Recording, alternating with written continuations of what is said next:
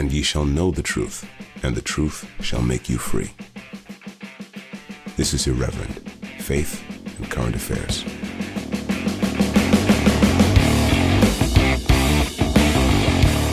Welcome everyone to Irreverent. It's me, Jamie Franklin, with Tom Pelham and Daniel French today. We promised we won't abandon you today, Jamie.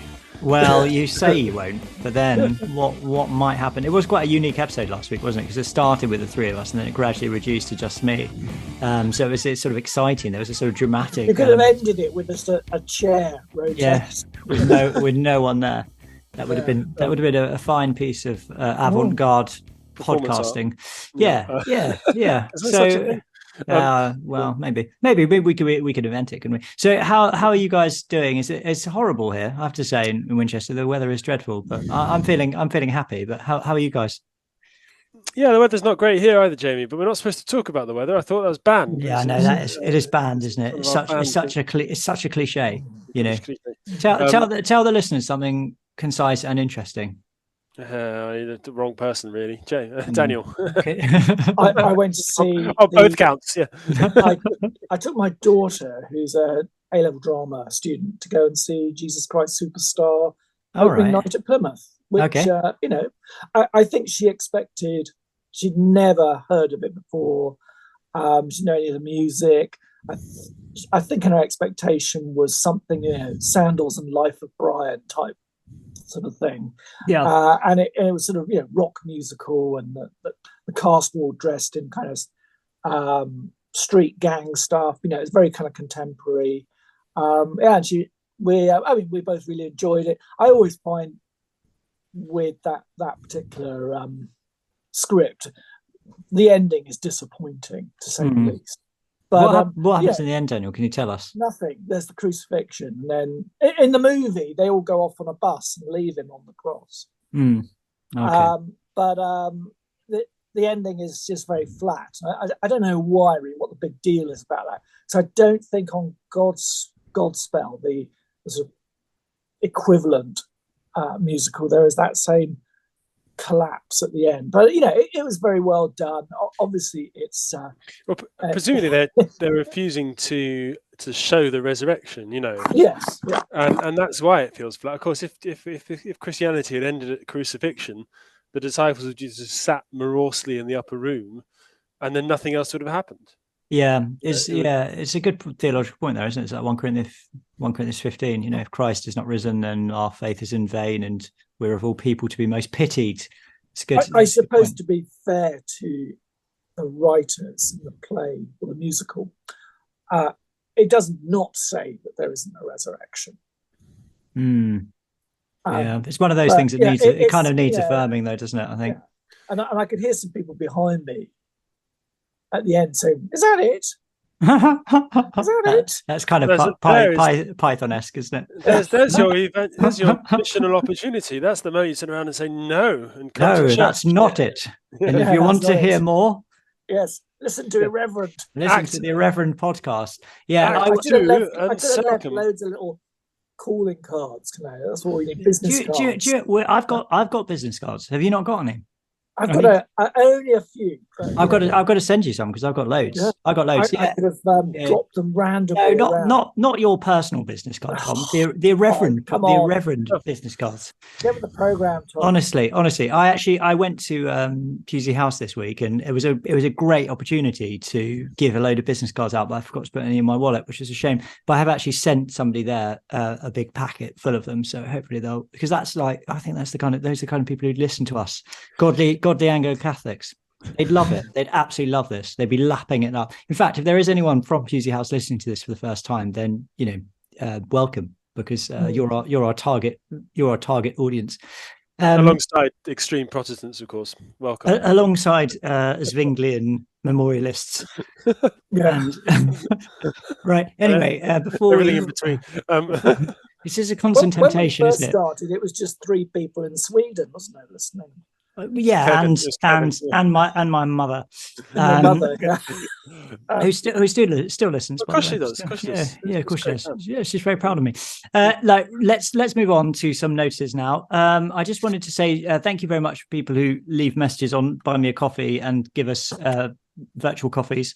It's very kind of you. So I'll just read a few of these messages out. Thank you for your thoughtful and considerate Christian perspective. That was from someone choosing to remain anonymous. Another someone said, I listened to Rev Jamie's monologue on the Please Do Not Do This episode. Angry Jamie is the best Jamie. Well, what can I say? Sometimes I go a bit too far in my ranting. I have done this week, in fact, but I appreciate that. Daniel from Oxford said, I was baptized in the C of E, but completed my first Holy Communion and confirmation in the Roman Catholic Church this Easter. I very much appreciate your Orthodox perspective, which is always presented in a respectful, ecumenical fashion.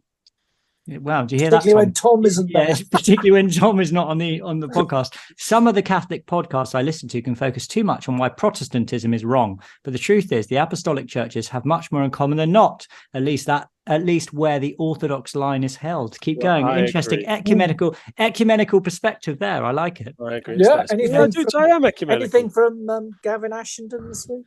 Oh goodness, Gavin Ashenden brought us 600 coffees and said, chaps, I've seen the light. I'm converting back to Anglicanism as a result of the Irreverent podcast. Allegedly. Do you know what? He's been on Twitter, isn't he? But he's always on Twitter with these massive anti-Protestant rants. And it's like, Gavin, get your own house in order first. I mean, all right, we're just let's keep the ecumenical vibes going, shall we? Yeah, we love all our Orthodox, Roman Catholic and Orthodox and Free Church brothers and sisters. Of course. One other thing, just about the church finder. We are a broad church in that respect. Indeed. Everyone's welcome. Living the ecumenical dream. It's easy when you're doing a podcast. I mean, well, I say it's easy. It's easier than doing it in real life, but there's still challenges. Anyway, irreverentpod.com. Click on the church finder, and you can, if you're looking for a church to go to, we've got lots of churches that listeners have recommended on our map, and you can recommend them as well. I've just spent an hour or so updating them. If you do recommend a church, please do put a website on the form, because people, if there's no way of people actually finding any more information, even if there's an address on there, it's very difficult because people don't know what the service times are or anything like that. So please do leave a website and fill in all the boxes. They're there for a reason. I mean, it's carefully, the whole thing is carefully calibrated. But if you do have a church to recommend, please put it on there. It does take me a while sometimes to put them up because, frankly, it's quite time consuming and there's lots to do in life. But that map is up. There's lots of churches on there now. There's probably hundreds of churches on there. I was going to read this out. From Rebecca. Dear Revs, I'm emailing to you from a train in Melbourne. Melbourne? That's in Australia, for goodness sake. Making the journey back home after my first visit to a church service at a church that I found via your Find a Church resource. It took a train and a tram to get to this church, but it was worth the journey and had a wonderful first experience. The vicar's sermon was clear and strong, great comfort. He and the congregation were so welcoming. I was invited to the church hall afterwards for a coffee and a chat. I felt at home. Thank you for all you continue to do every week on your podcast. Kind regards. So that's great. And if anyone else, by the way, finds that resource helpful, please do let us know, because it's it's really encouraging to hear that kind of thing. So that's great, isn't it? Good for Rebecca. Tom's disappeared. I don't know where he's gone. Honestly, I think Tom's dropped out. So that's good, isn't it, Daniel? Yes, fantastic. Yeah. The podcast got a shout out on the Telegraph on Saturday. Did it really?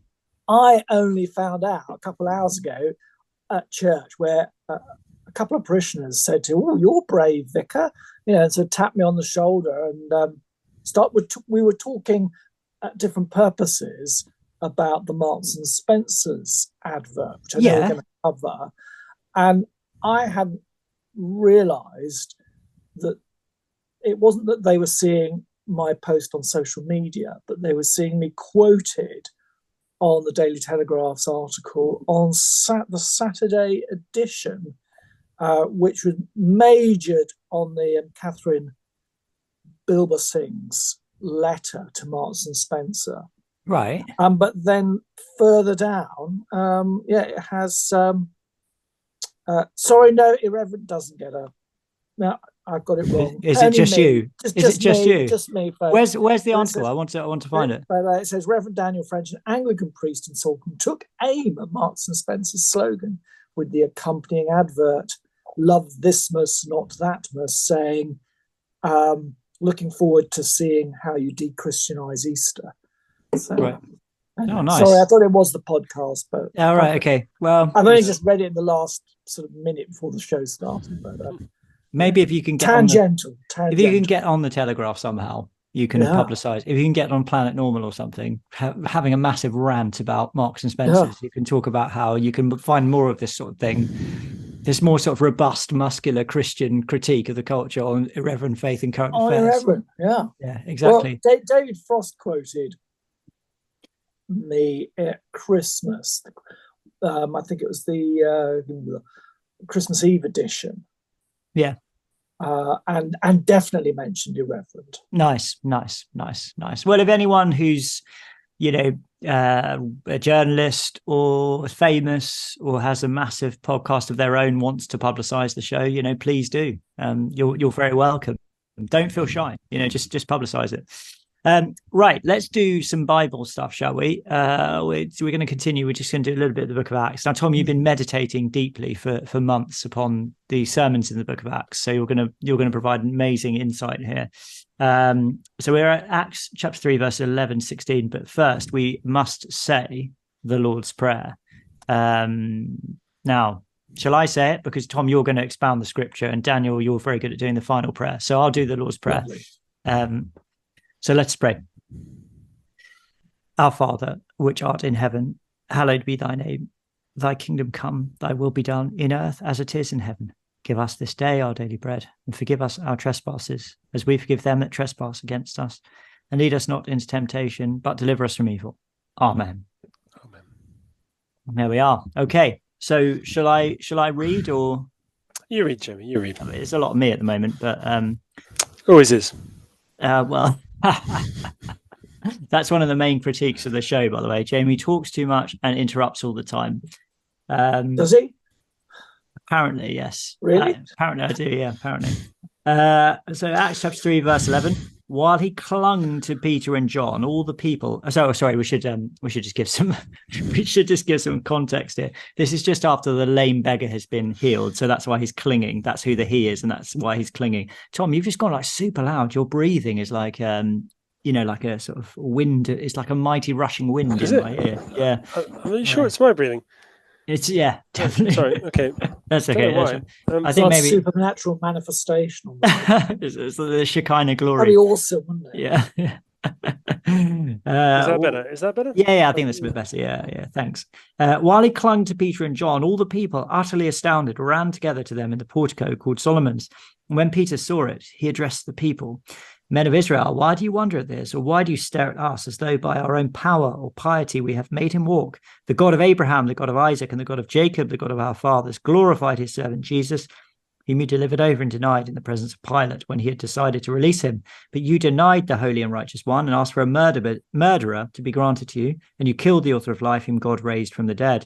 To this we are witnesses, and his name, by faith in his name, has made this man strong, whom you see and know.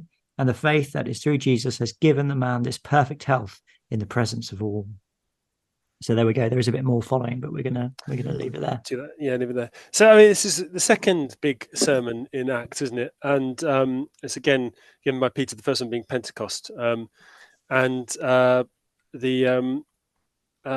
think for me, the thing which struck me about this sermon and about many of the others in Acts actually is it sort of doesn't. It's not complicated. It doesn't try and explain it in hundreds of words. It just says what's there, isn't it? The God of Abraham, of Isaac, of Jacob, the God of our fathers, is the one who has done this and has done it through faith in his son Jesus Christ. And sort of obviously this is great. In this case, it's applying to this man who's been lame from birth, I think it's 40 years or something, and he goes on. I think genuinely this can be applied to many things more broadly. So why has Irreverend been a success? Through faith in his name, which has made Irreverend a success, in the name of Jesus Christ. Why has the church triumphed over the years? Through faith in his name. Why will the church always prevail? Because it will always have faith in its name. That's what makes the church the church. And so, standing here, sitting here, and we've got general synod going on and all that sort of nonsense. And then, it's some of it's worrying and some of it isn't. But in the end, what's going to survive? What's going to survive is faith in the name of Christ, and that will cause miracles to happen. So I think that's one thing which I sort of take away from this. In the end, there's not, in the end, that's what's important: faith in the name of Christ. And there's that sort of straight up gospel, isn't there? Christ who died, who raised from the dead. The witness statements are there, and that sort of sense of continuity with the Gospels again is there into the church, and it's a continuity which we should try and maintain to this day. That's why we are apostolic. That's what makes the church apostolic. That continuity. Some might say in person. I personally prefer in thought. With the fathers of the church, that's pretty much what I have to say about this. I just like that. Why do you look so earnestly on Peter and John, as though by their own power or holiness they've made this man to walk? There's a humility there, isn't there, which we should, as again, applying this more generally to Irreverend, that we should be careful about. Do you think this is great because of us? No, it's great because of Christ Jesus, and we have faith in his name. Mm-hmm. Amen. Yeah, great. In verse 16, right at the end, I was just checking the Greek word because sometimes the word for health and salvation are interchangeable, sota, but it's not sota actually. It's holokleirion, which is soundness. That's how the KJV puts it, incidentally. Yeah. Soundness. So that he has received a soundness. He's received the right story. Yeah, interesting. Yeah. I mean, we'd spoken already about in the previous, because I think it's a few weeks ago now when we did the previous section, about how that unity of faith and healing, like what's the important thing that's happened here, that he has faith. The healing is secondary. That's not kind of wanting to dismiss the potentiality of healing in extraordinary ways, which I believe God still does. But it does mean that if Christ came to heal this world of its physical ailments, then his ministry was rather restricted and ended 2,000 years ago.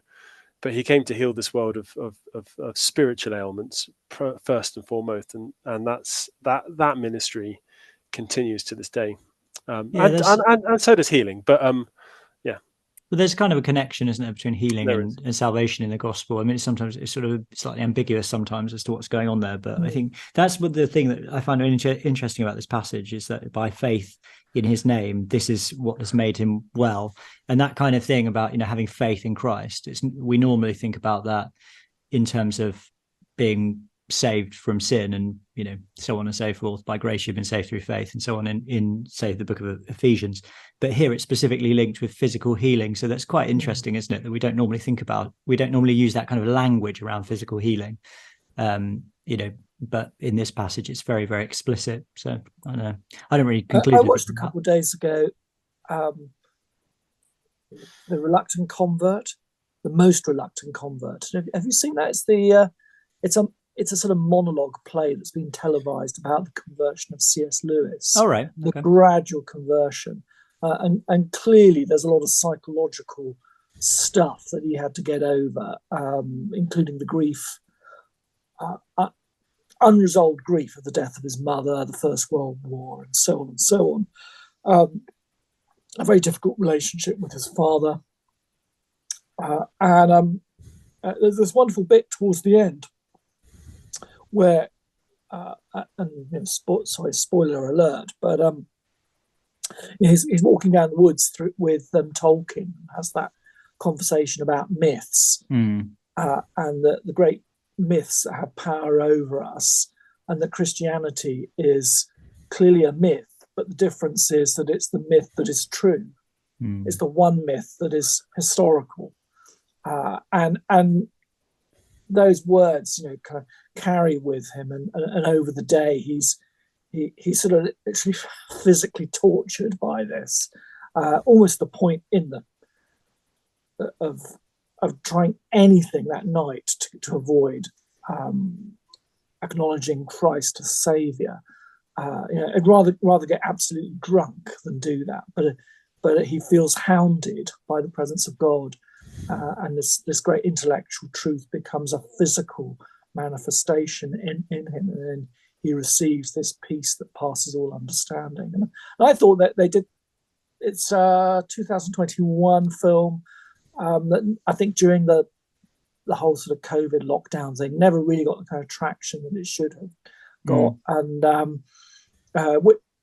we thought it was appropriate to watch as a family, because it's the 60th year. We're approaching the 60th year of the death of C.S. Lewis, and here this came up on our feed, so we watched it. And healing's a deep thing, isn't it, in that respect?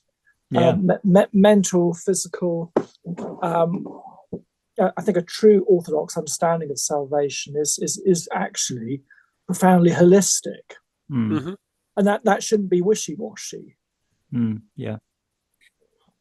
C.S. Lewis died on the same day as JFK was assassinated. Do you know that? And the first episode of Doctor Who. Oh, is that right? Yeah, which is interesting enough, because Verity Lambert, the producer, wanted to make the show something of a Narnia-like experience with an old professor taking, companions through various bits of history and other worlds on a sort of science and history tour. And she had C.S. Lewis very much in mind. And the TARDIS is essentially the wardrobe that gets you from that. Cool. So they had to re-show the pilot a week later because it got almost no viewings because of what happened. Yeah, of course.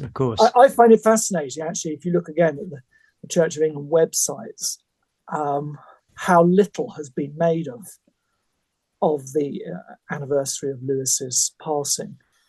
Is that so surprising? I wonder why. I wonder why they don't want to promote C.S. Lewis. He isn't in the. I've been reading in through the lectionary. He should be one of our primary sort of modern day saints. Is he not Is he not a commemorated person? No, he's not. He's not a commemorated person.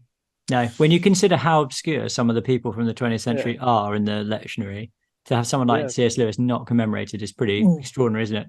And it's very funny though, because if you've got your exciting holiness book, which I'm sure you may have, with all the sort of so many saints, obscure saints, have reams and reams of pages of material.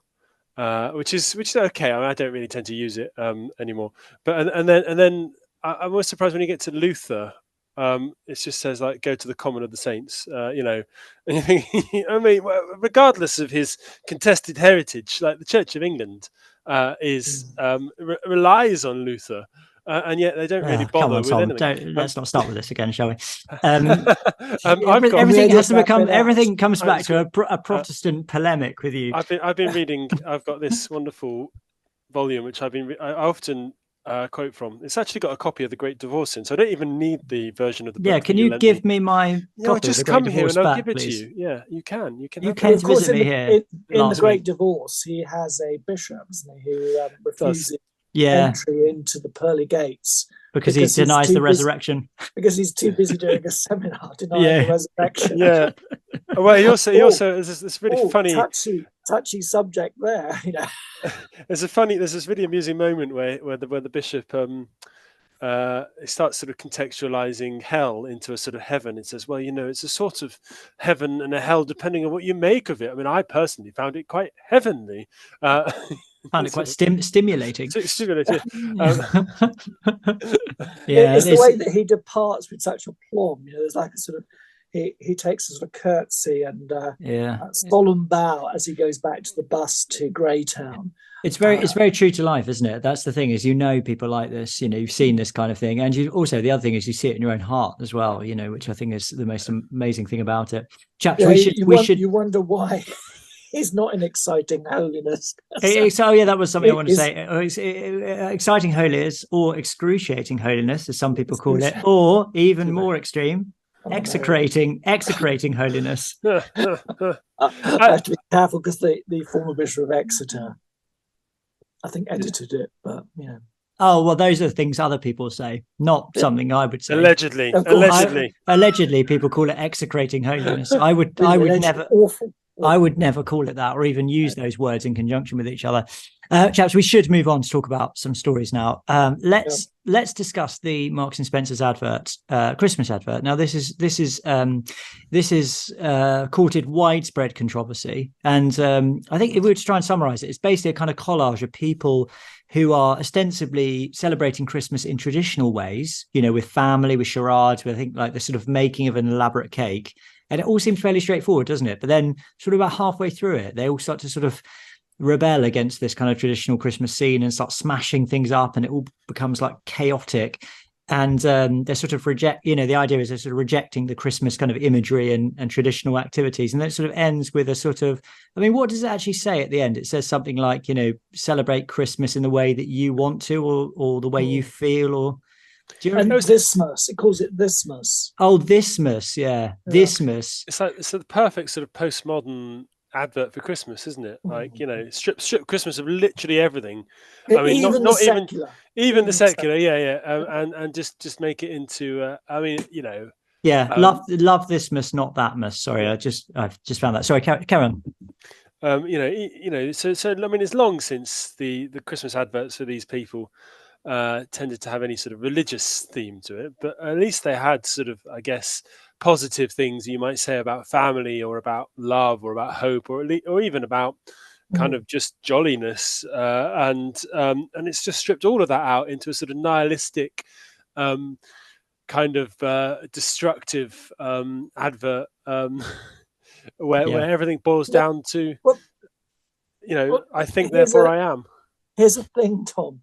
Yeah, if you think of Marks and Spencer's, it is a brand that will always be small c conservative, you know, and it'll aim at people, older generations, more conservative tastes. As much as I suspect the board probably hate their own brand and would love it to be, you know, young, trendy, and fluffy, it's not, and it never will be. They've tried that, and it looks, when they've tried that, they've lost even more people. You know, where, of Daniel, course, I feel like I've heard this somewhere before. There's a parallel somewhere, isn't there? There's an ecclesiastical parallel. Oh, there's a political parallel to that. Yeah. Of those in the engine room of our great institutions not actually liking the people that they're called to serve, wishing that they had a completely different constituency, and you know, and trying and failing to appeal to that constituency. What sort of idiot committee in Marks and Spencer's thought, we're going to really excite our membership, our loyal custom base, by doing this advert? It's completely the opposite to that sort of small c conservative shopper. I mean, my daughter and I have this joke about the Marks and Spencer's cafe being the most uncool place on the planet. Yeah, of course it is. Of course it is. Yeah. If I pass it by, I'd sort of tease her by saying, "Oh, fancy a cup of tea." I go, "No, Dad, no." And so now, you know, if I'm in Plymouth and I see the Marks and Spencer cafe, I'll torment her by taking pictures of it and sort of WhatsApping them to her, and saying that, you know, Dad on his way to doing a selfie in front of it. This is Twitter at its best. I mean, it really is. We've got there's so many critical comments. My favorite one was this guy Craig Sutcliffe said, "Absolutely disgraceful, as if the world isn't already messed up." And some poor, like, you know, teenage intern on the Marks and Spencer's Twitter account that said, "We're sorry you feel this way, sad face. This year's ad is about recognizing that we all have different Christmases and reminding people that it doesn't matter how you celebrate, just do what makes you happy." And then there's a little smiley face with all love hearts. It's got 1,600 critical comments in response, and they're burning, shredding, and hitting traditional. What we need to do is go through those and put posts to Irreverent. Yeah. If we had comments, if you're really angry about this, then if we had an intern, we could do it. Burning, shredding, and hitting traditional Christmas decorations isn't about celebrating. Yeah, you put him on it, Daniel. Isn't about celebrating other forms of Christmas. It's about showing your hatred of traditional Christmas, regardless of how many smileys you add. And then he's added a few smileys. That's quite. Darren Grimes says, "You called this so terribly wrong. Christmas, with its timeless traditions and emphasis on togetherness, stands as a stark rebuttal to the modern day mantra of just do what makes you happy, reminding us that real joy springs from shared experiences and not just fleeting self-indulgent pursuits." Very good.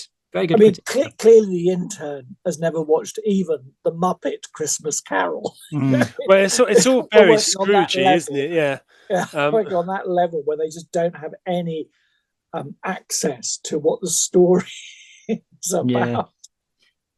Yeah, it's an odd one. Is there some kind of globalist aspect to this? Someone has said that this is ESG nonsense. I don't really understand why that would be the case. That's what's it stand for? It's basically that sort of stakeholder capitalism thing, isn't it? Which is about, adding sort of companies not just selling products, but sort of adding value to society by promoting social causes. I forget actually what ESG stands for. Let me just look it up. ESG, environmental, social, and governance. Okay. But I don't really know why that would be the case, because this is just promoting kind of individualistic nihilism, isn't it? Yeah, maybe. I think it might promote blowtorches or something. Yeah. There's exactly. One bit where somebody's. Did you hear about the Palestinian objection to this? Oh, because it's got the Christmas hats burning in the fire, and they're the colours of the Palestinian flag. It's not even the advert, though, is it? It's an off-take. It's a some sort of cut, isn't it? Is it? Oh, I don't know. I did hear about that though. But yeah, it's in the order of the Palestinian flag. But of course, it was filmed in August, so I mean that's a little bit unlikely, isn't it? It does seem so, doesn't it? Red, green, and white are just common Christmas hat colours. You can. There are so many. It's literally 10,000 comments, and all of them, I don't see a single positive one saying that they like the advert. They've really got this wrong. Number of people have said that they prefer. Have they? Any publicity and all that, but anyway. Yeah, I suppose so, yeah. The Aldi Christmas advert, which is called Kevin in the Christmas Factory, and it has Jim Broadbent narrating a sort of more traditional Christmas character scene with, sort of claymation type characters. I watched it earlier. I found it so uninteresting, I couldn't really watch it all the way through. But even so, it did seem to be a bit more traditional. But I don't know. It's a strange one. None of them are traditional. Of course, this is the one thing. Like, let's not get too caught up about this. Whether it's Marks and Spencer's nihilistic take on Christmas, or whether it's Aldi's sort of sweetly cloying kind of toys, Christmas. They're all avoiding the real truth about Christmas, which is that we celebrate the nativity of our Lord. Yes. But the blessed perpetual virginity of Our Lady and the birth. You don't even believe that. You don't even believe that. I know that. And the birth of our Lord Jesus, the Immaculate Conception. Sorry, I'm just joking. My son was born on the Immaculate Conception. So on the day of the Immaculate Conception. That really pleased my.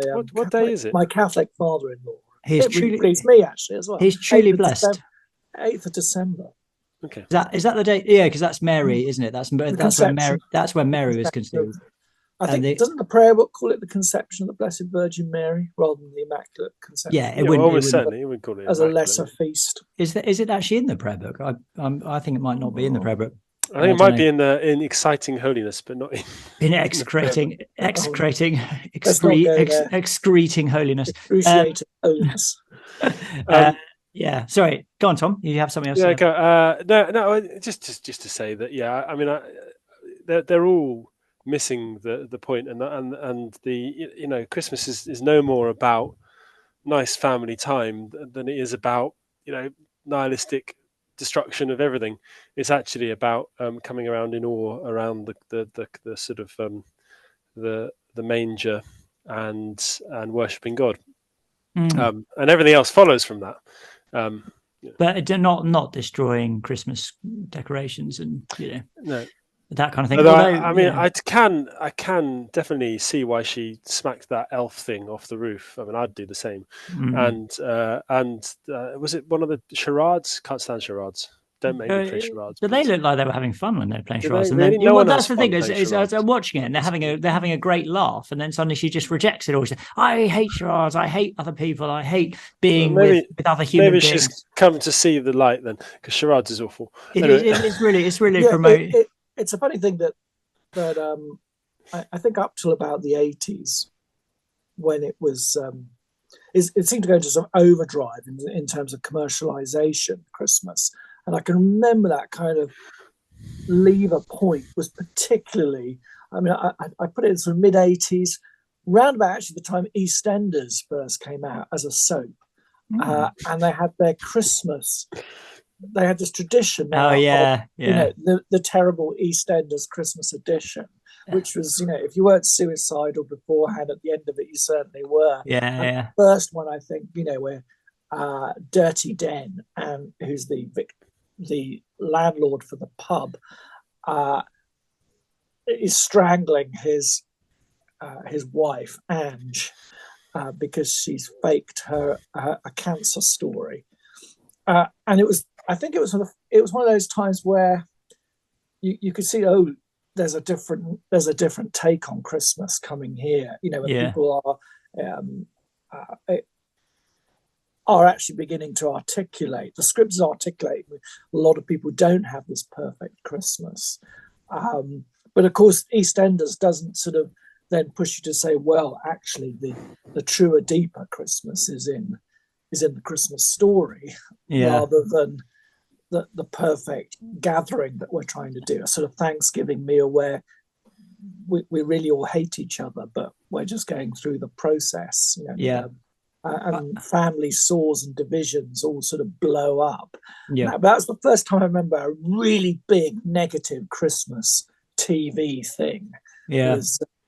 There's a great Christmas episode of Peep Show. I don't know whether you've ever watched that, where I think it's Mark's family come over. It's absolutely hilarious. It's very rude, though. Very rude, just so everyone knows. And of course, Downton Abbey Christmas specials are amazing. So that's worth checking out as well. If you don't watch Downton Abbey, you should, because it's just a wonderful world. Chaps, we should move on to the next story, which is about the ARC conference. The ARC conference, ARC stands for Alliance for Responsible Citizenship. Is that right? It's a very, very bad name, in my opinion. It's very. Do you think they're doing a play on Noah on that? I maybe. I've seen various sort of retweets of keeping the ARC afloat. I'm going to build my ARC. This ARK. This is definitely a pun here, isn't it? From the article you've put in there from the European Conservative, which is building a seaworthy ark. That's Rod Dreher. That's Rod Dreher's article on it. Yeah.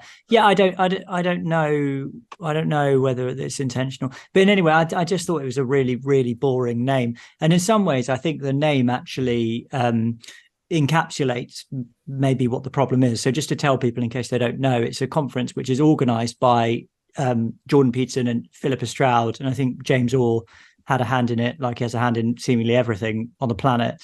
Interestingly, actually, I used to be in New Frontiers for many, many years. Philippa Stroud's husband, David Stroud, was at least, he probably still is, like a major player in New Frontiers. So it's funny, like, to see her kind of popping up. And she actually sort of looks like him. Sometimes a husband and wife sort of look like each other and have the same mannerisms and the same sort of voice. She's a bit like that.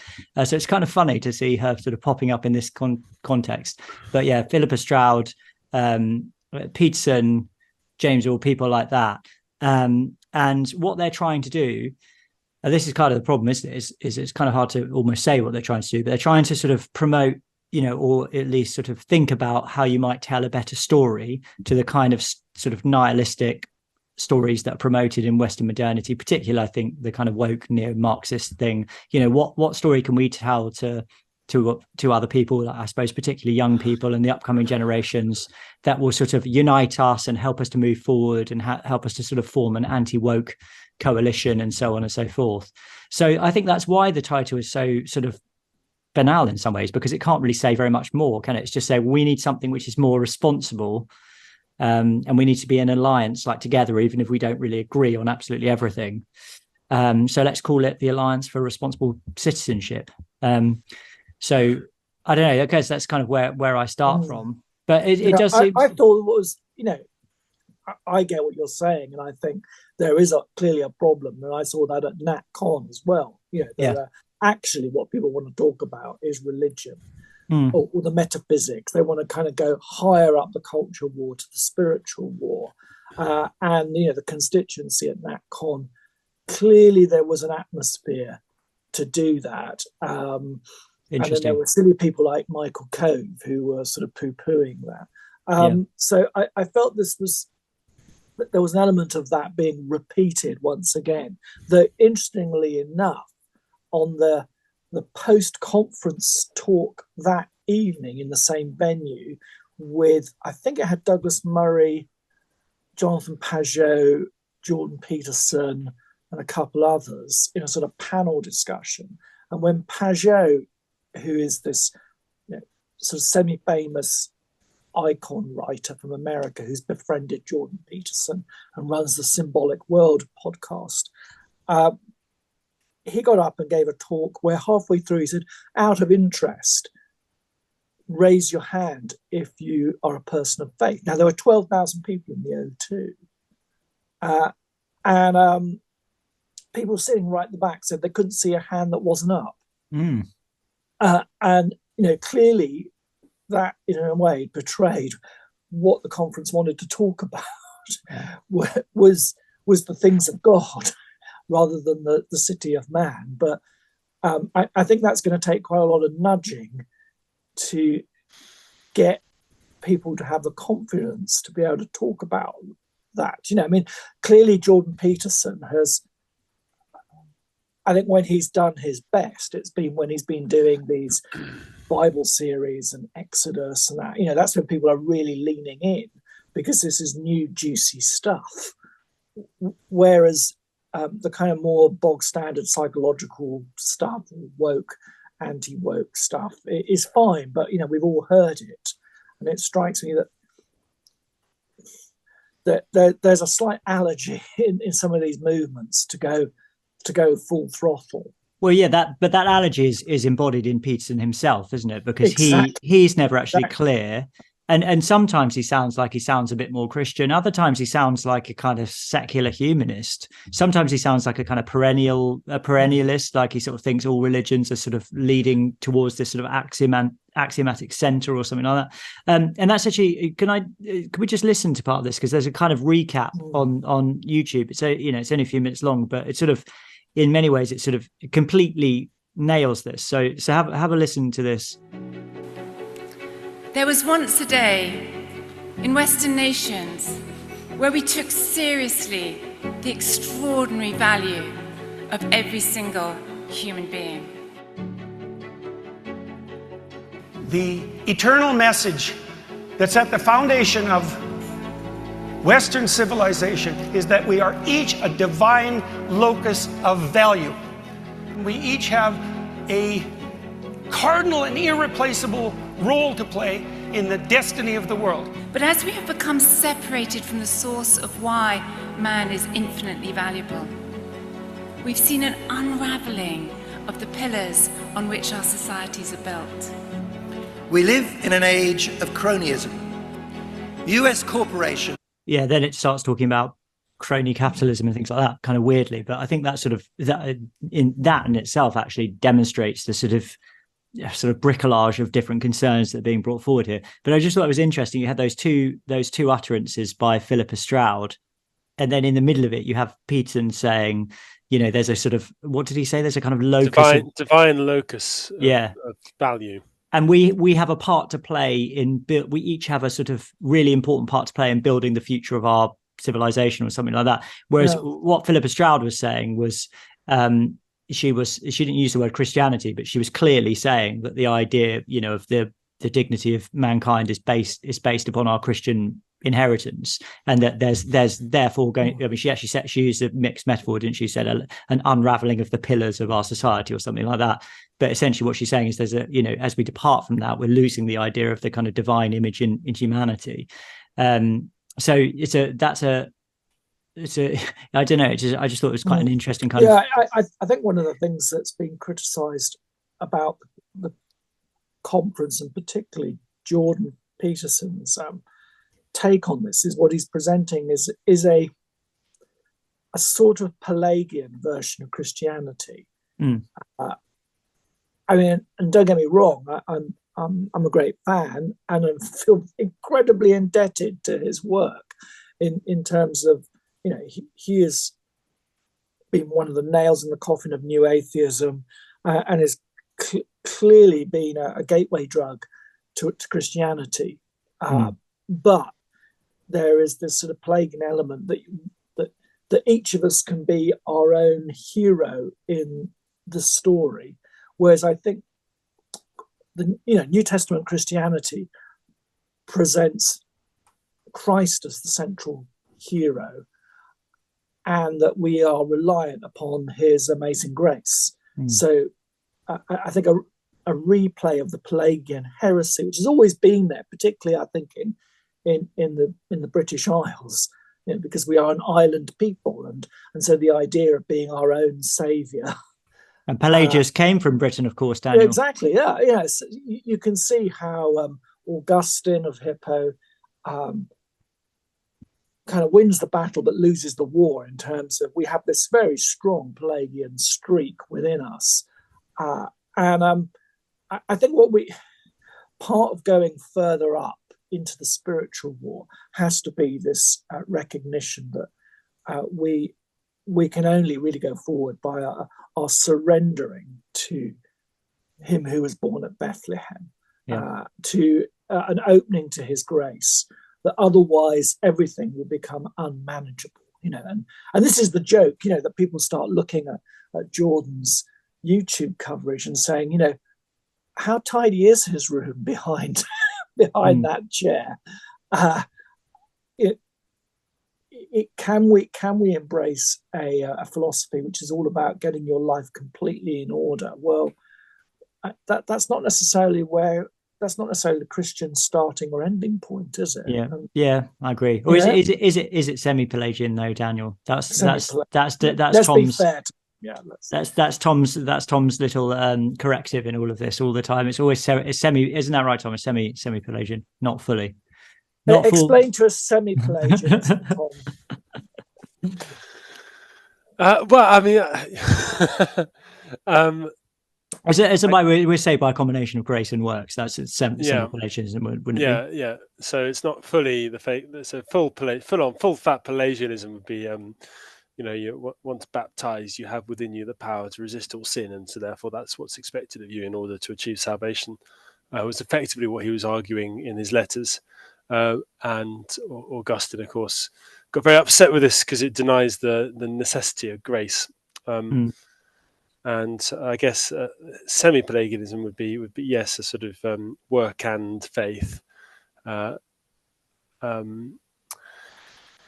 I guess non-Pelagian would still have to say something about works, but you'd say something like works are purely an outworking of faith and not something that earn you anything. I think with Peterson, in themselves. I think with Peterson, you can actually see the sort of outworking of a type of Pelagianism in himself. The way he sort of clearly is exhausting himself. Trying with all his might to kind of, there was this phrase in this which was about tilting the world towards heaven or something like that, which is extremely Pelagian when you think about it. Tilting the world towards heaven, like you think you've got the power to do that, so you're gonna try with all your might.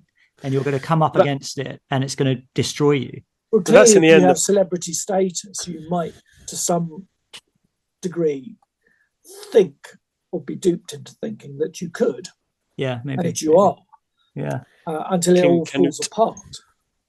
Yeah. Yeah. It's the ancient King Canute, isn't it?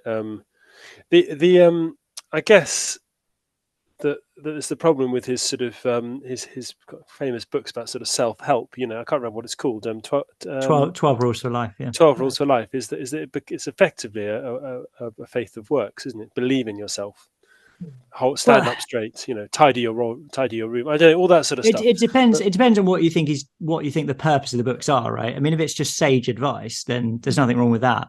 No. But if you think it's something more sort of salvific, then yeah, I agree. I suppose the point is that his readership have clearly been ignited in interest in faith, and so they've got to kind of look back and interpret his books and wonder if what Tom's just said is where they're at. If in the end the conversation has to be a spiritual one rather than an earthly one, then you're going to have that thought, aren't you? You're going to look back and interpret the Peterson work in that light. The thing about Ark, I thought, and to be honest, I haven't watched many of the. I'd be interested to watch. Like, apparently, Bishop Barron's one was really good, for example. But the idea is that you've got this supernatural. Sorry, not supernatural. This attempt to give a non-supernatural answer to the question of, the nihilism and the wokery and the neo-Marxism and everything like that. It's like, well, we need to construct a better story for ourselves. And I just think, well, you can't construct a better story.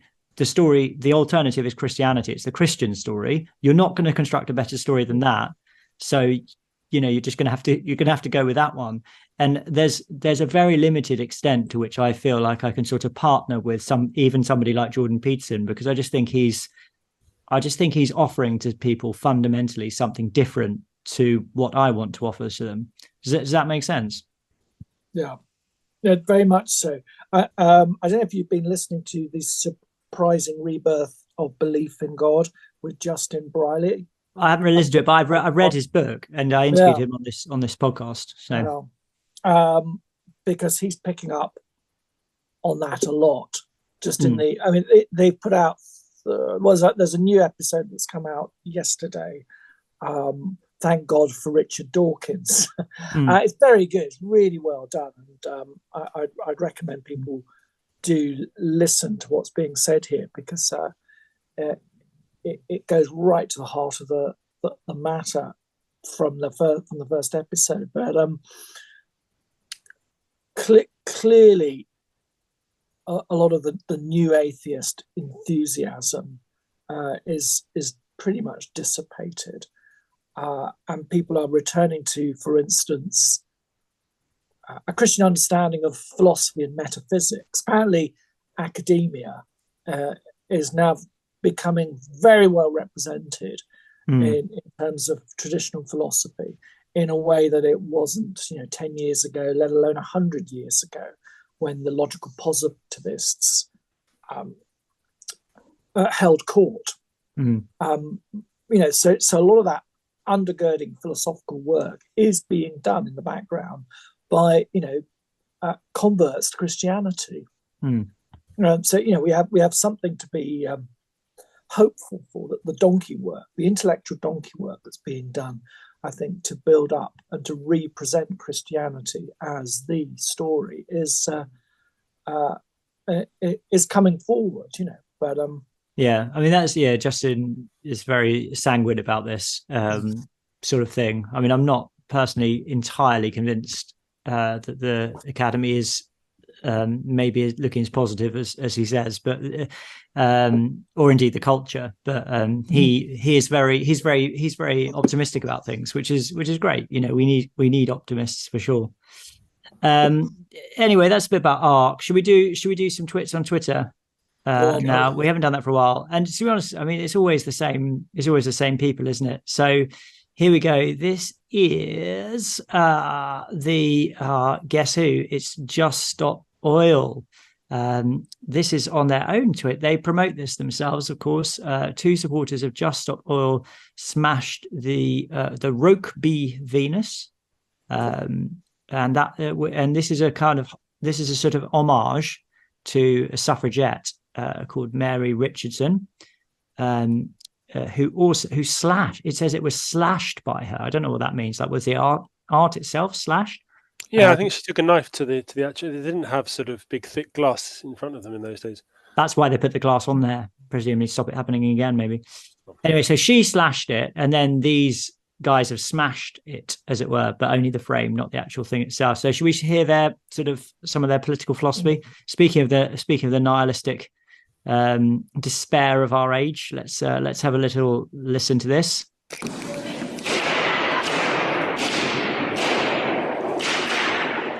That's the smashing. They're both wearing one of them is a very skinny bloke with a hat on. The other one's a lady. They're both wearing their jeans. Daniel, your grandparents would be they would be suspicious just seeing that. And they both got these sort of orange hammers, and they smash this thing, and they really do look like they are. I don't know. They just look like they're sort of devoid of their animating spirit, let's say. Anyway. Did not get the vote by voting. It is time for deeds and not words. It is time to just stop oil. So there we go. That's the original. That's the sort of fundamental claim here, is that women didn't get the vote by voting. They got the vote by slashing and smashing. And so it's about deeds now. We need to do more than vote. We need to smash things up. And well, I think the point. One of the points is that the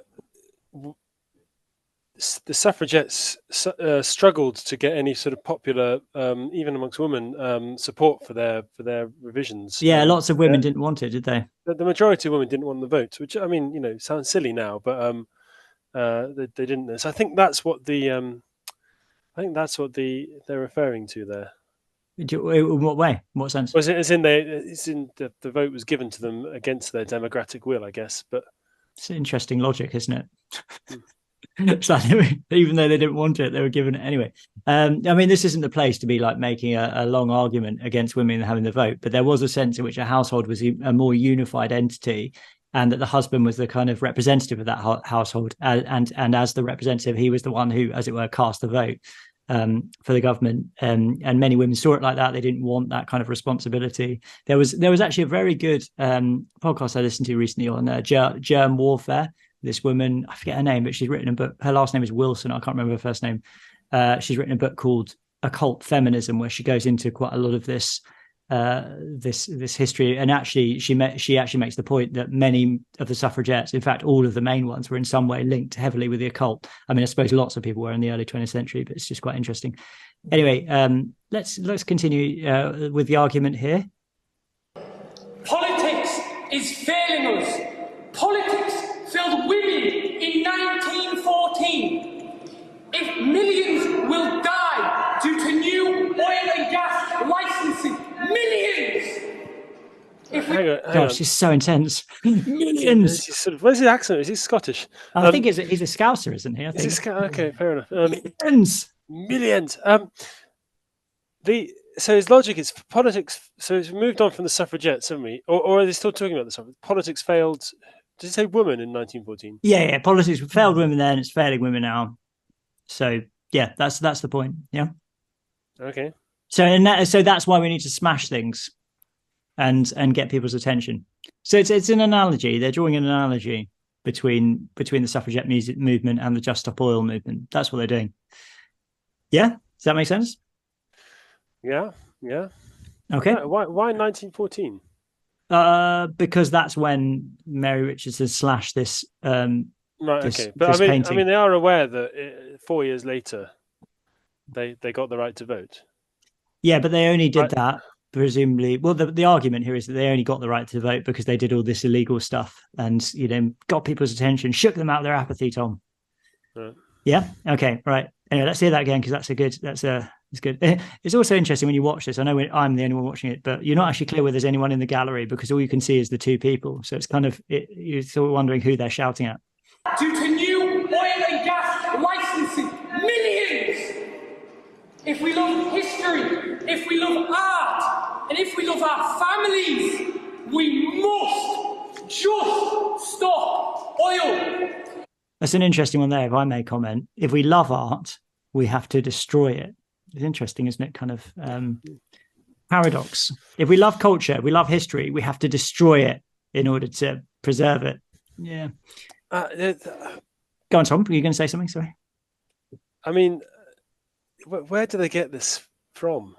What no one sensible says. I mean, millions of people. Who's claiming millions are going to die because of licensing in the North Sea? Who's claiming that? Where do they get this from? It's not in the IPCC. It's not, you know. In any case, there are no scholarly citations below the video, sadly. No. So it's just mad. It's just mad. It's just complete madness. Well, there's nothing as delicious, is there, as the permission to destroy things in the name of a good cause. Yeah, a number of. I mean, I find the whole thing reprehensible, and I think I'd lose the plot really if I was in the same room, because I think to actually.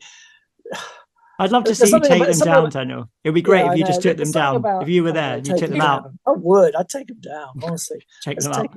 Because I think, you know, art, and I know there's contentious art, but on the whole, art and Western art is so precious, and is often so under attack by everything else around, which is monolithic and grey. And, you know, to destroy art in the name of a political cause, I just think it's so moronic. Quite frankly, if I was the judge in this case, and if there was, there's going to be damage. I think I read that the glass impact has impacted on the painting. Yeah. They've had to take it away, and they'll have to do some restoration work. Quite frankly, I'd give them a huge prison sentence for doing this. I agree. I just think once you start to tear out art, you're tearing at the soul of who we are, and you're just reprehensible and deluded. And you know, maybe they don't need prison, maybe they need some reprogramming center, de-radicalization. It is like a cult, though, isn't it? It's very ISIS-like, isn't it? That's what ISIS do. Is they go around destroying Western artifacts from Western civilization in order to hollow out the culture. You know, in order to attack the culture. You know, and in the same camp. Yeah, there is something very sort of deeply cult-like and religious about it. Let's finish. Let's listen to a little bit more of the rant. I might have gone back slightly. Sorry about this. We love history, if we love art, and if we love our families, we must just stop oil.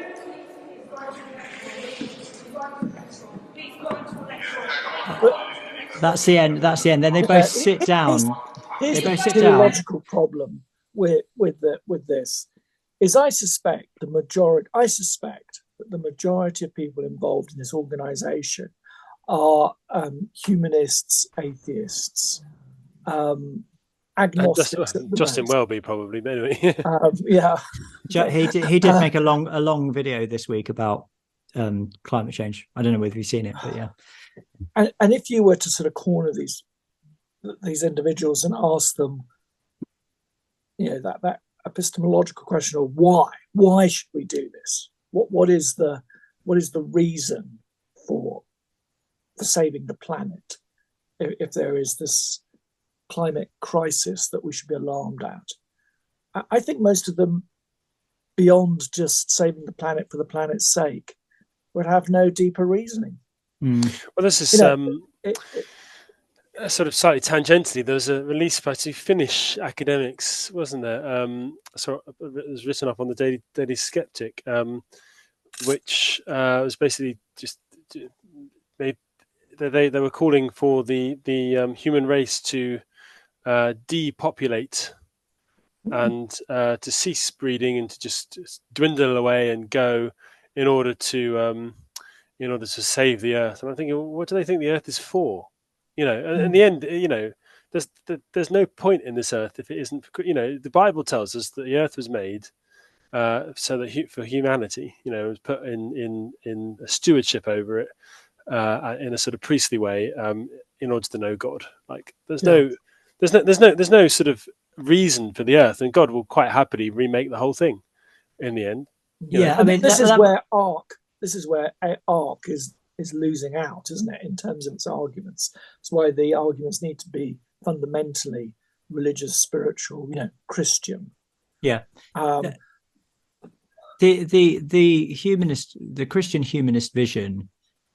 Just to finesse what you said a little bit, Tom, I don't think you would say it's just for humanity. I think there's also a sense in which the earth is a display of God's wisdom and his glory, isn't it? So that includes the creatures on the earth. So that you look at like Psalm 8 or Psalm 104 or something like that. It's about the order, I think. It's like when the order is reversed. So in Psalm 8, you've got the angels above human beings, and then you've got the beasts of the field, the fish of the sea below. And what these people do is they basically say that we are on the same level as the animals. And in fact, we're worse than the animals because we're kind of like a plague, a pestilence on the planet. We're causing species to go extinct. We're ruining the environment because of our, carbon emissions or whatever. And therefore, what needs to happen is that the human plague needs to cease and be eradicated. I was actually reading and writing about this week. John Gray uses an environmentalist, I forget his name, but in Straw Dogs, he quotes from him extensively, and he talks about the plague of humanity and how eventually, like once we've got to a certain sort of Malthusian level, the plague will reduce and we'll go back to something like 1.8 billion humans on the planet, and he refers to that something like our pre-plague population or something like that. And there's actually a kind of there's a sort of worked out critique, an analogy between a plague or a cancer and humanity's position on the planet. So it's a post-Christian and post-humanist vision of the planet. So this is the article. It's in Mercator. I don't know. Never heard of it. It's a magazine, Compass for Common Sense. Sure, it's great. Michael Cook writes. He starts by quoting H.G. Wells' Time Traveller of the sort of image of the world devoid of humanity. And then points out that these two Una Resinen, I don't know how to speak Finnish, Matti Heiri, believe that it's arguably morally wrong to have children. If there were no children, suffering would disappear in a few generations.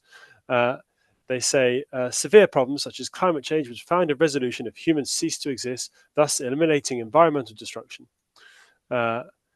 It appears clear that numerous problems plaguing humanity, such as wars, famine, crime, discrimination, and cruel treatment of animals, to name a few, would vanish if humans would not exist. So if there were no humans to be discriminated against, then there would be no discrimination. Well, exactly. And I suppose that is true, technically speaking. It's sort of, I think this is the point of sort of anti-discrimination lecture. Anyway, that's like saying there would be no murder if we murdered everyone. I mean, no doubt, he writes, Rasanen and Heiri are a barrel of laughs at the pub and karaoke champs in a university common room. But even in an academic journal, their misanthropy is confronting. They seem breathlessly eager to pop the balloon of elan vital. To use the technical jargon, life sucks. This is what they say.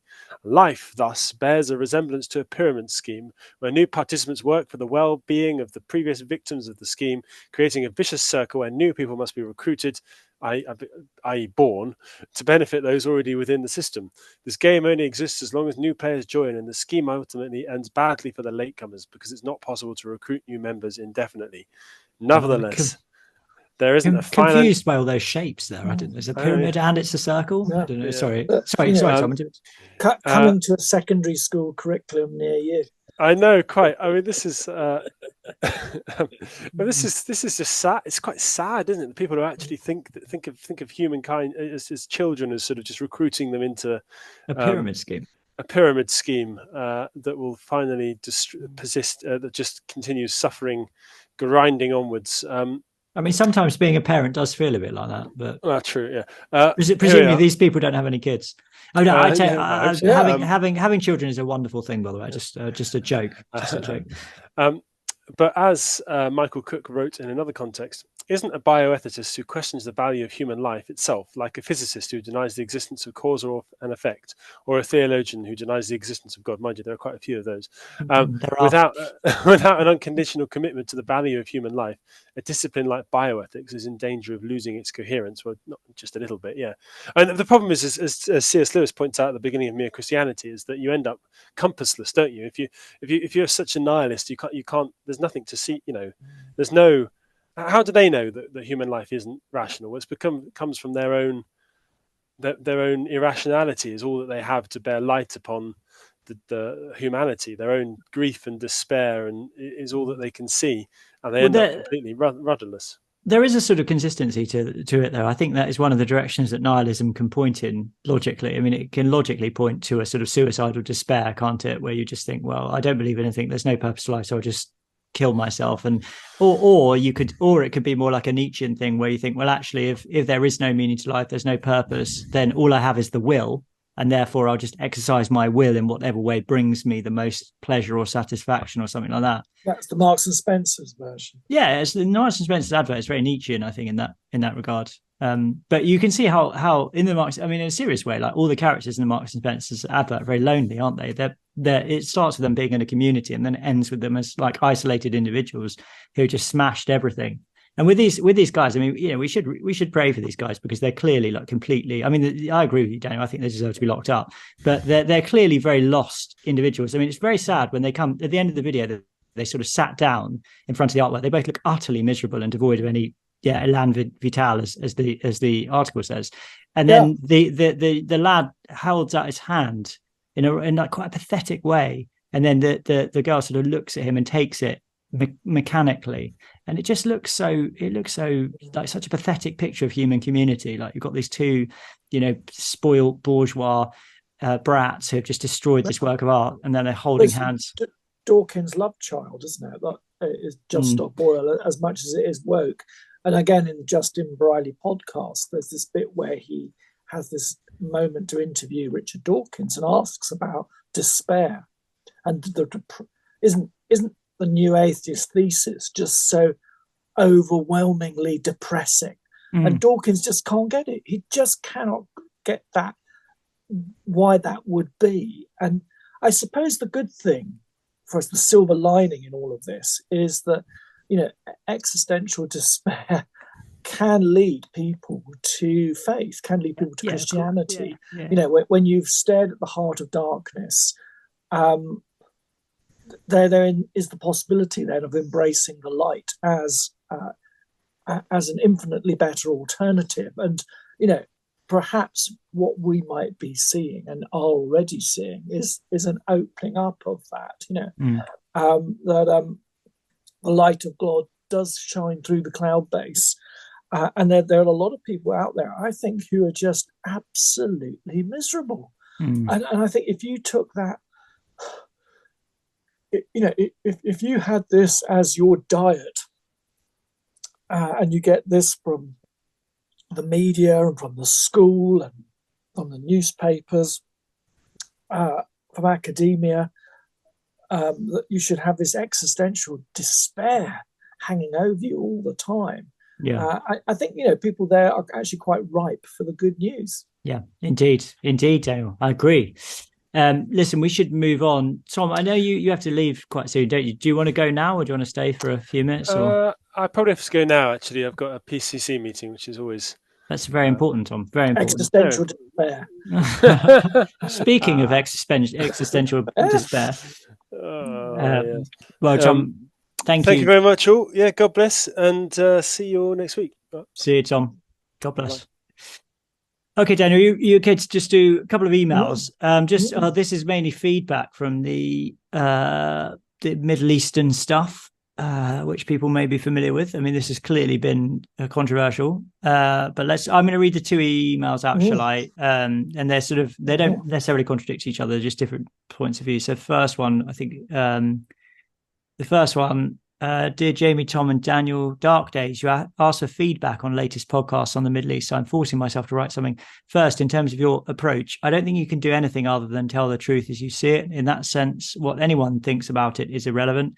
For my part, I'm sickened by what happened on October 7th. Humanity hit a new low, first with the atrocities themselves and then with the appalling celebratory protests, even in our country, that started before Israel had even had time to catch its breath.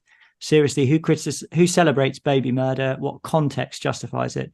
And then the scales fell from my eyes. I realized that anti-Semitism is very real. Not being a Jew, I had considered it was a thing of the past, but now I know it is always there, just waiting for an excuse to express itself. Why should this ethnic group, who over the centuries have been amongst the most cultured, most intelligent, most successful, most philanthropic, most ethical, most eager to contribute to society, be so vilified? Why aren't we proud of our Jews and what they have achieved?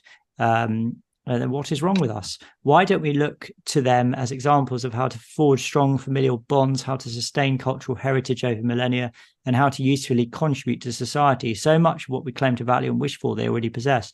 Maybe that's why people hate them. I remember when I was young, my father said to me, the world is very complicated with lots of moral problems and difficult decisions, but some things are clear. If you find yourself siding with people who put other people in ovens, you are on the wrong side. So that's one. And then I'll just read this. This is an extract from a longer email, just a slightly different perspective. First of all, I agree with you, Jamie. So this is another email here, just to be clear. First of all, I agree with you, Jamie. When you say that atrocious acts of war that horrify us were once the norm, you only have to look at the Romans. Christianity and its legacy sort of made war nicer, i.e. let's give killing each other some rules, which when you think about it doesn't make sense. Death is death. The devil laughs as God's children slaughter each other nicely or not. You're also right in that the only answer to all of this is a conversion to Jesus. I thought that what Israel should have done after the massacre was to flood Gaza with aid, etc. That would have poleaxed Hamas, but that would have been a Christian reaction, and supposedly Christian countries don't do that either. This didn't start on October 7th. There is a festering of decades. I found Phil Sarker's podcast very nuanced and helpful these past weeks. I'm now a total pacifist. I wasn't always. I served in the Air Force, but now I am. For me to kill another who bears the face of God, I can no longer consider that is possibly naive on my part, but should the situation arise, I will give it to Jesus and pray that I stand. I think any argument for a just war based on presumably that's meant to say the arguments of Thomas Aquinas and the other man you read out, Augustine and then Grotius, are nonsensical and self-serving, but in all honesty, I'm fairly ignorant of them, as the words just and war don't go together in my soul. Jesus said, and it was a command, love your enemies, pray for those who hate you, forgive over and over, turn the other cheek, leave retaliation to God, I think is quite biblical. I know people say, what about Hitler? If the Christian churches had stood up against him from the start, he would not have been able to do what he did. I'm minded of the film you recommended, I forget the name of, the Austrian soldier who said no to joining the Nazi party and paid the ultimate price. That's Terence Malick film, A Hidden Life. That, I believe, is what everyone who called themselves Christian should have done. Easy from here to say, I know I wasn't under that psyop. I often ask what Jesus would do, and I don't believe for one moment Jesus would entertain the notion of a just war. If we truly believed in what he said, we would have no fear of death and could not be manipulated into acting against his decrees. So there we go, Daniel. There's quite a lot there. Yeah. Any response to any of that? Well, it's I think isn't it great? It's such a privilege to be part of these discussions and to see such thoughtfulness. I think that this podcast started in 2020, didn't it, in the autumn? Yeah, you and Tom to begin with, and there's been a variety of discussions in the background. Maybe a lot of our audio listeners are not totally aware that we have Telegram groups and what have you, and we've had conferences, and it's been a great privilege to lean into that and to see that and to see hopefully this is the case more often than not now, nuanced discussion around this. So I mean, I have sympathy with both those letters. And what does the Middle East need? Well, this might sound very politically one-dimensional, but I think in the end the Middle East needs Jesus Christ, because that's all I can offer. I don't have expertise on warfare or Middle East politics, have some basic understanding like everybody else. But the one Middle Eastern book that I am particularly focused on is the scriptures. And certainly there is something about, I think I do feel we've all come to a bit of a learning curve in the last few weeks about anti-Semitism. And that has come much to the fore in a way that should shock us, but doesn't seem to be.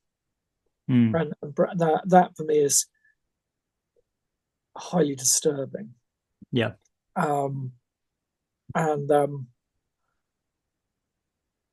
think there's something to be said for what Douglas Murray has said on trigonometry, that, you know, when you step back and look at the whole, I mean, Arabia, the Arab states are not a continent, but they're as big as, you know, you look at the 34, 35 countries, and then this tiny little state of Israel in the middle of it, which is a, you know, highly successful enterprise in what is otherwise a series of failed states.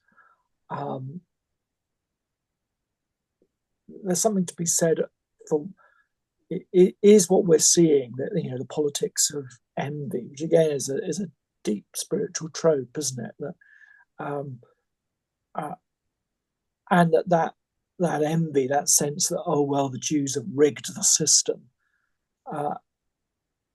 Perhaps that's been around for millennia more than we'd like to actually acknowledge, and we're now seeing that once again come to the fore. And I suppose it's surprising to see so many people ambivalent to that, or garnishing that with a lot of pro-Palestinian sentiment. Yeah, I think it's such a complicated issue, isn't it? And it's hard to know how to sort of summarize what the sort of, you know, the different approaches are. There's certainly a sense in which, well, there are different things, aren't there? There's the sort of take which says that this is what happened on October the 7th, and other responses from Hamas and so on are the sort of the outworking of decades of oppression from the Israeli apartheid and so on and so forth. There's also, and you know, we should acknowledge this, because there are people who are in our sort of people who listen to podcasts who we don't want to, you know, we don't want to sort of ridicule or condescend to them, but they think that this is essentially this is the sort of machination of a sort of globalist plot to deceive and divide the world and cause unrest, and then sort of promote a sort of globalist solution to this problem. And I don't want to pour scorn on that at all. I mean, that is the way lots of writers have seen the role of the Antichrist in the final days, is to come and bring peace to an intractable situation like Israel and Palestine, and therefore through that kind of imminent political activism to be hailed as the world's Messiah. I think that's completely plausible. That's what happens in Michael O'Brien's book, Father Elijah, and the sequel, Elijah in Jerusalem. So I don't want to sort of reject that out of hand, but I also I find the kind of insistence on a sort of totalizing narrative that says, you know, that this one hermeneutical key basically explains absolutely everything about world history, and you can't even have an opinion about anything, because ultimately it's all just a massive psyop and we're all being deceived. I just think things are a lot more complicated than that. I have to say, I have a lot more sympathy with somebody like Sam Harris, who I also heard on trigonometry. Obviously, I don't agree with everything he says, but because he's an atheist and he makes ridiculous critiques of Christianity. But you know, what he says is like, we want to sort of impose our Western values on this situation in terms of Palestine and so on. And what we want to say is, well, this is about oppression and the need to be liberated. And that's why they're behaving in this way. But actually, the reason they're behaving this way is because they are fundamentally motivated by the religious ideology of jihad. And they, as part of that ideology, they hate the Jews, and killing the Jews is part of a holy war. Also interesting, I don't think I heard him say this, but I think it also counts in the same kind of thing. the whole idea of liberation, and it comes down to that thing, you know, from the river to the sea, Palestine will be free. The whole idea of liberation in the West is very, very different from the idea of liberation that is at play here. Liberation in the West is about being, you know, it comes to us from the Judeo-Christian tradition, doesn't it? It starts with the Exodus, you know, being liberated from political tyranny. That's not what's meant by from the river to the sea, Palestine will be free. It means like free of Jews. It means free of the influence of the infidel, you know, Jews and Western people. So it's a fundamentally kind of religious thing. So I've got a lot more sympathy with that kind of reading of the situation, that it's a sort of fundamentally religious conflict. And as such, you know, I don't think that like war is the answer. I don't think war is going to solve the situation. The only thing that's going to solve the situation is the conversion of the Jews and the Muslims to Christ. I agree with that. But having said that, I also believe in the concept of a just war. And the thing, Daniel, I think relates to what you've said. I can't understand the reaction of some people to what's happened. You know, Israel has been attacked. There's been a terrorist atrocity, which has been, I mean, and a real thing, which is actually, you know, it's on film. You can literally watch it. They filmed it themselves. They've admitted to it. They've said the Al-Aqsa flood will happen again and again until we have the land back. So they've admitted to it. There's no sort of ambiguity as to what happened or who did it or who's responsible. And I don't understand how that has not received just absolutely universal, like blanket condemnation, unambiguous condemnation by everyone in the West. I suppose we're religiously illiterate as a culture now. So the idea of understanding the zealousness and the spiritual aspirations of a culture or a movement that seeks to push from the river to the sea Jewish people out, or, you know, exterminate them. And you're saying people don't understand that, or they do understand that? I don't think they do understand. I don't think they understand that. As you said, we see everything through a Western lens. So we think that what they presumably want, I mean, this is like what happened with Iran. You know, the Shah is booted out and the West kind of thinks, oh, what we're going to have is this great democratic secular state. And within weeks, we've got this revolution. This happened in the Arab Spring over again. And it will in Iraq. It will happen in Iraq. You know, in the powers that be and the religious narrative is not to create a Western democracy. You know, that there are going to be, you know, Queers for Palestine are not going to be setting up an office in Gaza or Jerusalem anytime soon. It's just not. Well, they're far more likely to be doing that in Israel under an Israeli government, I suppose. But I mean, Palestinian control. Yeah. Or Riyadh, and you know, we have a region in Palestine and Gaza that the rest of the area seems completely disinterested in. I mean, this struck me a few weeks ago about this. I don't know if you heard about the Saudi plan to build this mega city, $1 trillion mega city that is 1 kilometer wide and 100 long. Right. It's a super duper. It's the brainchild of the Crown Prince. Yeah. And I mean, they're already building the trenches to create this thing that will be this, you know, eco Shangri-La that, you know, where people will only need to live within a 15-minute radius. Well, you know, we've heard that before, but this will be a purpose-built eco paradise. Now, you know, if you've got $1 trillion spare, quite frankly, leaving Gaza as a shithole when it's one of your near neighbours, when that real estate could be turned into a fabulous location with investment, to me is a dereliction of duty.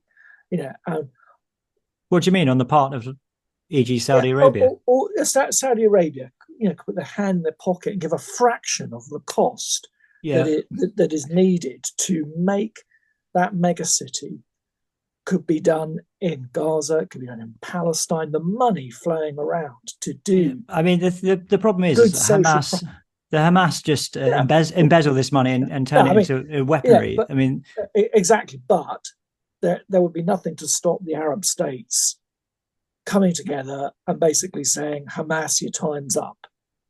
All the checks are ripped out, clear out. We're coming in and we're going to come in and build a new city. 34 nations can put enough pressure on a city-state to change it. Well, I don't know. They'd have to destroy it, I think, basically, which is essentially what we're seeing at the moment, isn't it? So, why not let Israel do it instead and get all the blame for it? But, well, I mean, on that topic, Daniel, I mean, I think this is something I want to just say really clearly. Like, I am not saying, and I have never said, and I don't think any of us have said, that we think that Israel is blameless in the ongoing conflict between Israel and Palestine. I mean, at some point, I'm going to do something. I don't know whether I'll make a special episode or something. I don't know. But I've just read this book, Son of Hamas by Mossab Hassan Youssef. He's a Palestinian. He's the son of one of the founders, eldest son of one of the founders of Hamas, who eventually joined the Israelis as a spy, essentially a double agent.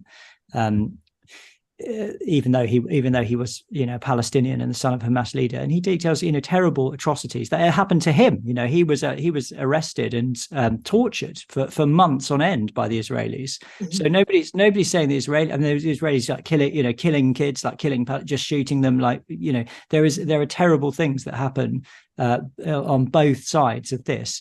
But what I want to say about this current situation, and this does come back to the just war thing, is that it's hard to understand what else the state of Israel could do since October the 7th.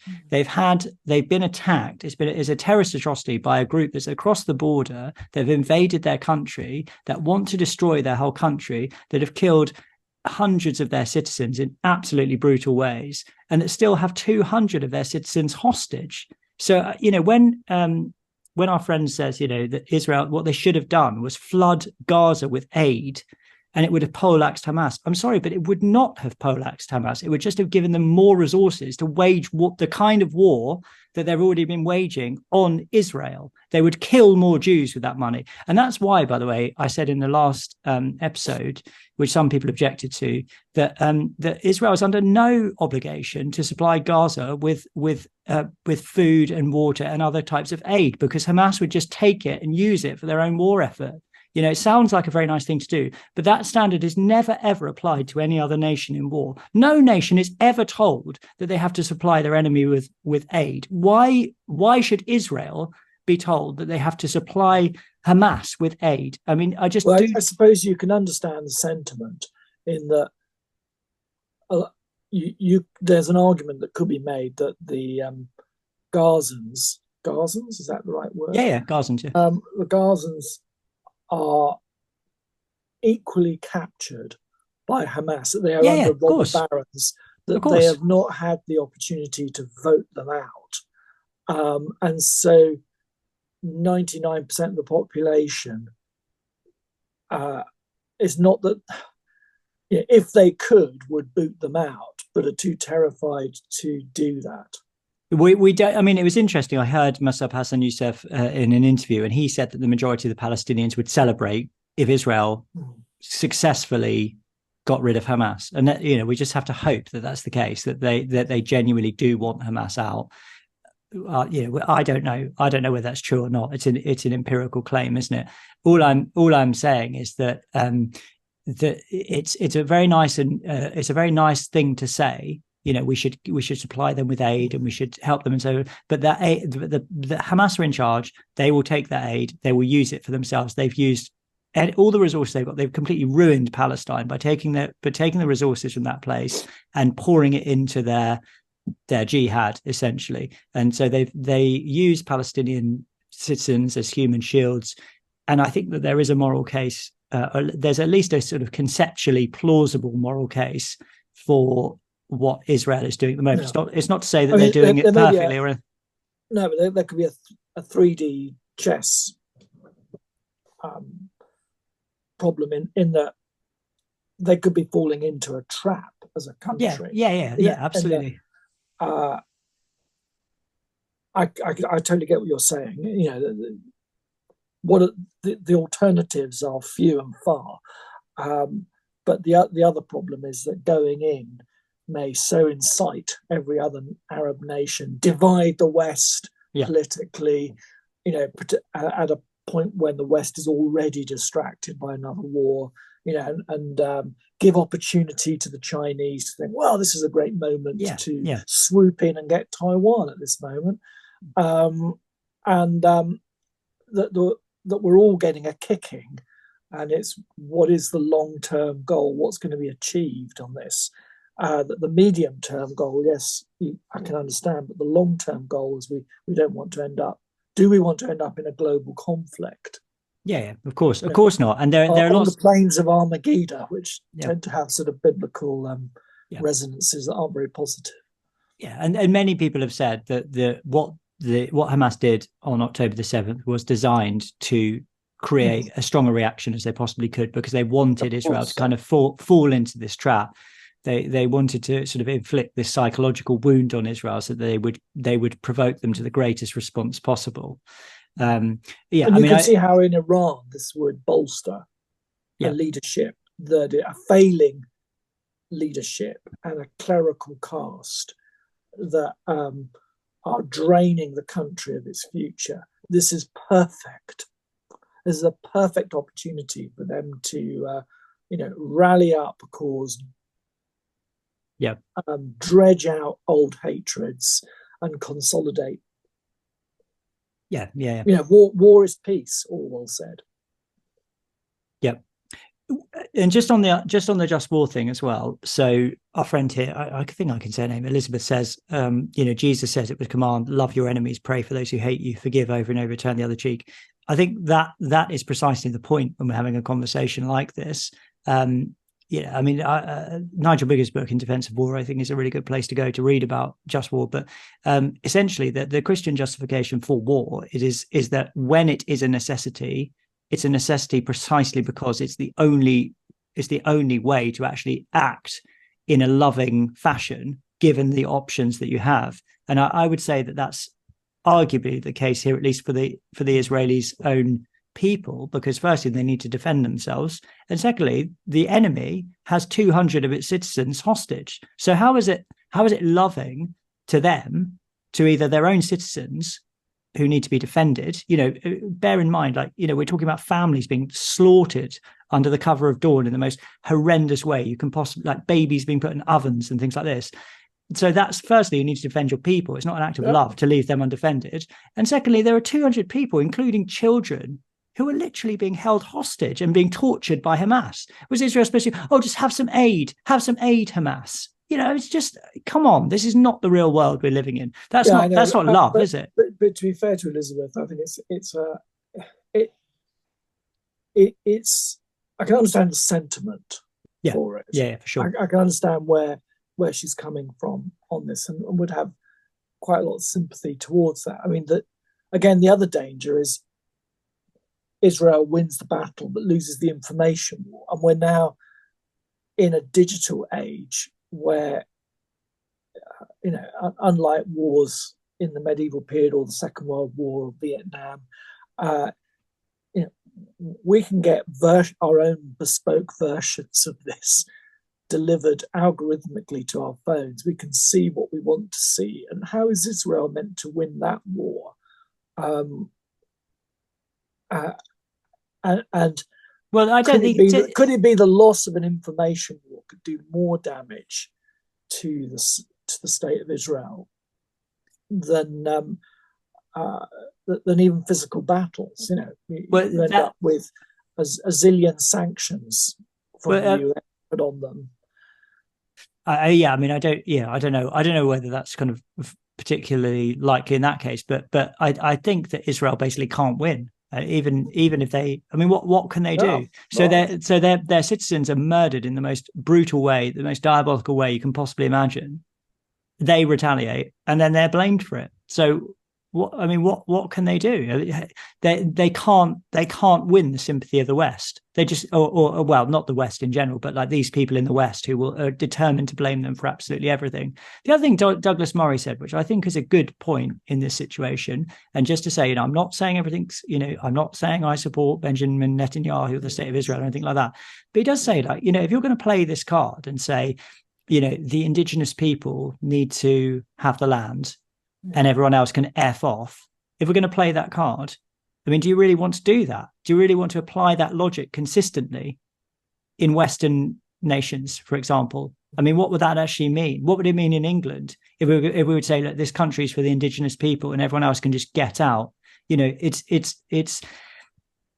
not to say that it's a completely irrelevant question, but it's not as simple as saying that. There are people who live in Israel who were born in Israel. You can't just tell them to leave because it's their home. That's where they live now. It's not practical to say that.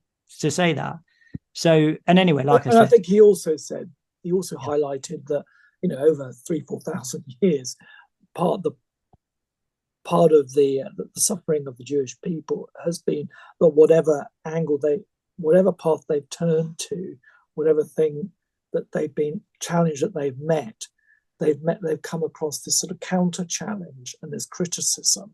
That you're the poor people of Europe, and then you become successful. Well, now you're the puppet masters of the world, and you're a people without a country, and we despise you because of that. Oh, now you've got a country. No, we despise you because you have a country. I think it's such a unique situation in history that it's one that's very difficult to get the sort of political maths right. And I suppose all I can go back is to that Middle Eastern book, the Holy Scriptures, the Old and New Testament, and we need the Messiah, we need the Christ to. This has become unmanageable as to how we go forward as a civilization on this. We need Ephesians 2, doesn't it? One new man from Jew and Gentile, one new man from Palestinian and Israeli, brought together in Christ through his blood shed on the cross, winning forgiveness for us, reconciling us to God in one body, and so on and so forth. And that can't just be a pietistic answer. No. But it's the only answer, isn't it? It's the only answer. It's the only answer I have. That's what Masab Hassan Youssef himself came to see. And, he converted to Christianity for this reason, because he recognized the teachings of Christ are the answer, to love your enemy, to forgive those who hurt you and everything. That's not to say that I think you could just use those verses to cancel all war. I don't think that's what they're about. But essentially, that's the only way we can do it, is through mutual forgiveness and reconciliation. Just to say, Daniel, obviously I feel, when I start talking about this, I start to sort of feel quite, I guess my feeling is mainly frustration. And, that's a flaw in me that, if it comes across like that. So I'm not frustrated with you. I'm frustrated with the concepts we're talking about, I suppose. Not frustrated with the people who have written in either. And, what I want to say is that I'm very, very happy to read things out about this, which contradict or are different to our viewpoints. Email me, irreverendpod@gmail.com. And I'll happily look over them and consider them for the show. But I just like to say that I'd like the communication on this to be, and it applies to myself as well. I'd like to be respectful and polite. I don't think we need to insult each other. I don't think we need to call each other names to insinuate that, we have bad motives or anything like that. I'm open to a reasonable, rational or theological or logical discussion on this. So, please, and I'm not saying I'm an authority on it either. I'm not an authority.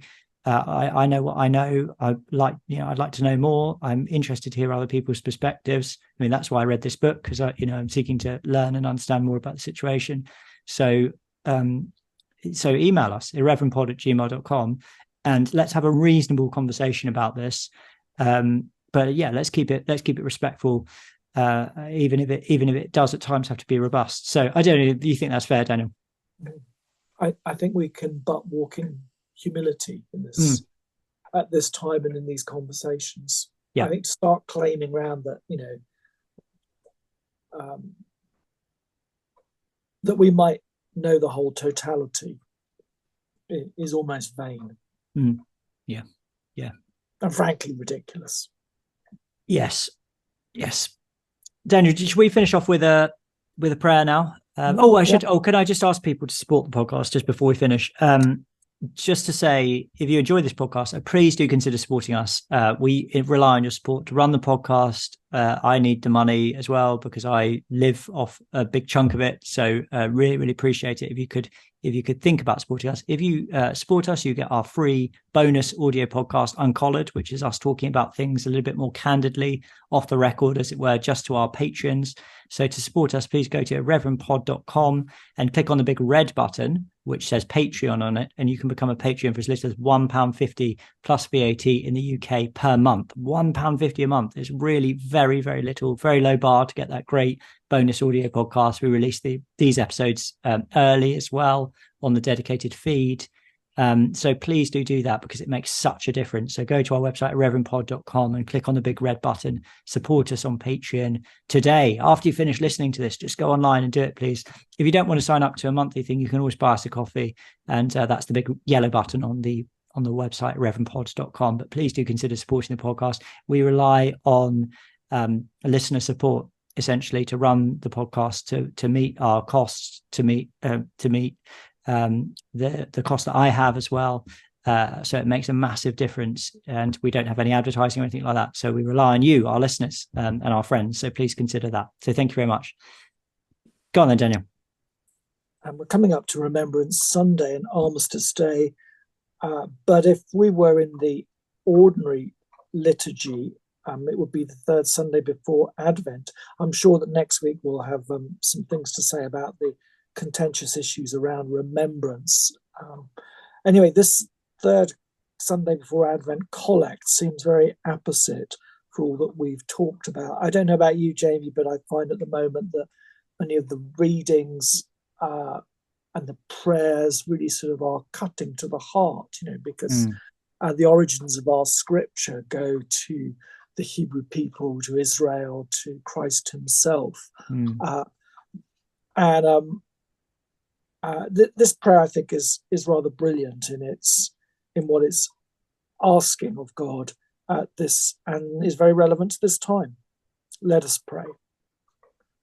Almighty Father, whose will is to restore all things in your beloved Son, the King of all, govern the hearts and minds of those in authority, and bring the families of the nations divided and torn apart by the ravages of sin to be subject to his just and gentle rule. We make this prayer through him who is alive and reigns with you in the unity of the Holy Spirit, one God, now and forever. Amen. Amen. Very good, Daniel. That's a lovely prayer. Okay, then. Well, thanks everyone for listening. Thank you, Daniel, as always. Great contributions as ever. And until next week, keep watch. Take care. Keep faith. Oh, I've messed it up.